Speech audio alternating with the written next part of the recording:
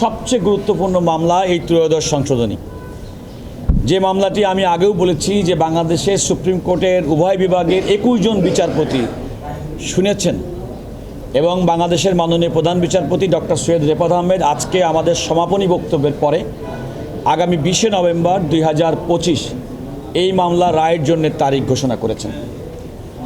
আপনারা জানেন যে বাংলাদেশ জাতীয়তাবাদী দল বিএনপির পক্ষ থেকে বিএনপি মহাসচিব জনাব মির্জা ফখরুল ইসলাম আলমগীর তৎকালীন প্রধান বিচারপতি জনাব এবিএম খায়রুল হক কর্তৃক ঘোষিত যে রায়ের মাধ্যমে তত্ত্বাবধায়ক সরকার ব্যবস্থা আমাদের সংবিধান থেকে বাতিল করা হয়েছিল সেটা রিভিউ পিটিশন দায়ের করেছিল। বিএনপির পক্ষ থেকে আমাদের লিড কাউন্সিলর জনাব সিনিয়র অ্যাডভোকেট জয়নুল আবেদিন উনি বক্তব্য রেখেছেন। আমি আজকে চতুর্থ দিনের মতো এবং সর্বশেষ সমাপনী বক্তব্য রেখেছি। আমরা যেটা বলেছি যে এই যে রায়টি কেন জনাব এবিএম খায়রুল হক সাহেবের রায়টি আমাদের পুনর্বিবেচনা করার প্রয়োজন।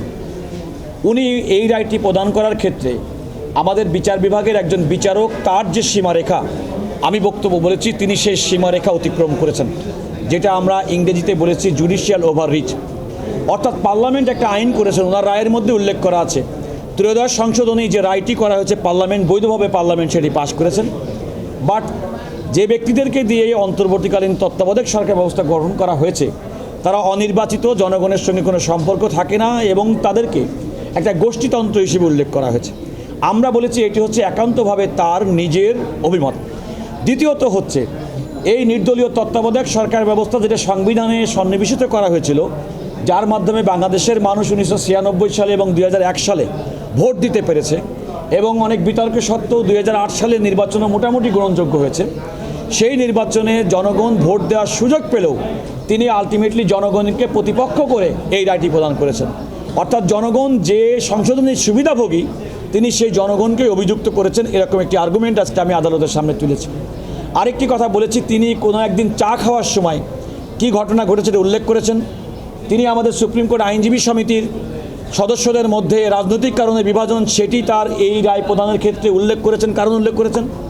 তিনি এও উল্লেখ করেছেন যে একসময় সংবিধানে বিচারপতিদের বয়স বৃদ্ধি করানো হয়েছে এবং সেই বয়স বৃদ্ধি সংক্রান্ত যে রাজনৈতিক বিতর্ক রাজপথে থাকে তিনি সেটিও রায়ের মধ্যে উল্লেখ করেছেন।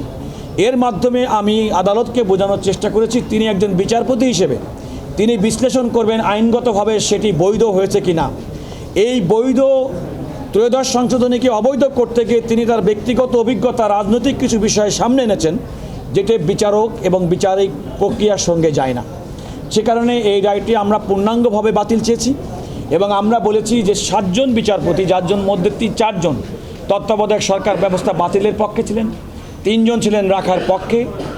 আমি ফাইনালি যেটা বলেছি আদালতের সামনে, যেহেতু সংবিধান এবং আমাদের আইন মোতাবেক সুপ্রিম কোর্টের আপিল বিভাগের তার ইতিপূর্বে প্রদত্ত কোনো রায় বা আদেশ পুনর্বিবেচনা রিভিউ করার ক্ষমতা আছে, সেই ক্ষমতা বলে ওনারা এই রায়টি পুনর্বিবেচনা করতে পারেন এবং এই পুনর্বিবেচনার পরে বর্তমানে যে রায়টি হবে সেটি হবে ত্রয়োদশ সংশোধনী নির্দলীয় তত্ত্বাবধায়ক সরকার ব্যবস্থা সংক্রান্ত সর্বশেষ রায়, যে রায়টি ফলো হবে। এখন এর কনসিকুয়েন্স হিসেবে আমরা বলছি যদি এই আপিলটি যদি অ্যালাউ হয়, অর্থাৎ আমরা যে রিভিউ করেছি সেটি যদি অ্যালাউ করেন তাহলে পূর্বের যে রায় খায়রুল হক সাহেবের যে রায় সে রায়টি আমাদের আর বিচারিক আমরা বলি দৃষ্টান্ত প্রেসিডেন্ট হিসেবে সেটা থাকবে না। ওনারা আজকে যে রায়টি দেবেন সেটি আবার যদি কোনো কারণে আমাদের আপিলটা যদি নামঞ্জুর করেন তাহলেও কিন্তু একই রকম কনসিকুয়েন্স হবে। সুতরাং ওনারা যেটা বলবেন আলটিমেটলি সেটাই হবে ত্রয়োদশ সংশোধনী সংক্রান্ত আমাদের বাংলাদেশের বিচারিক প্রক্রিয়ার সর্বশেষ রায়।